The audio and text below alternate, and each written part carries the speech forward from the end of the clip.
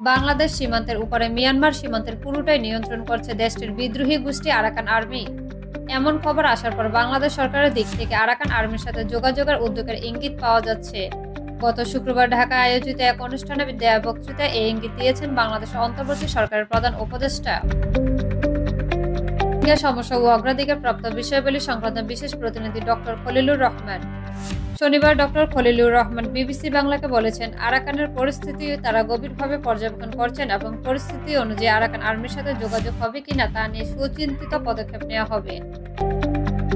এদিকে মিয়ানমার বিষয়ে গবেষক ও লেখক আলতাফ পারভেজ বলেছেন, আরাকানে এখন যে পরিস্থিতি তাতে সীমান্ত ব্যবস্থাপনা, নিরাপত্তা ও বাণিজ্যের স্বার্থে আরাকান আর্মির সাথে যোগাযোগ জরুরি হয়ে পড়েছে।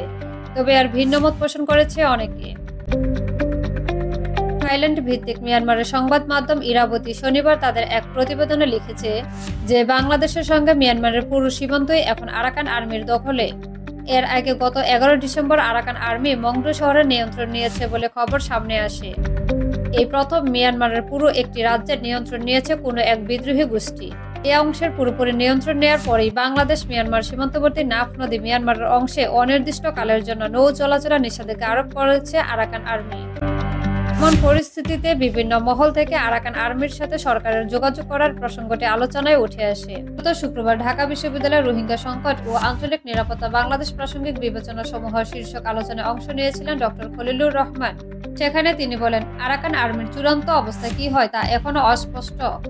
তবে ইতিমধ্যে উদ্যোগ নেওয়া হয়েছে যাতে অন্তত সীমান্ত ব্যবস্থাপনার ব্যাপারে আরাকান আর্মির সঙ্গে যোগাযোগ থাকে। তবে গভীরভাবে বিবেচনা না করে কোনো পদক্ষেপ নেওয়া হবে না।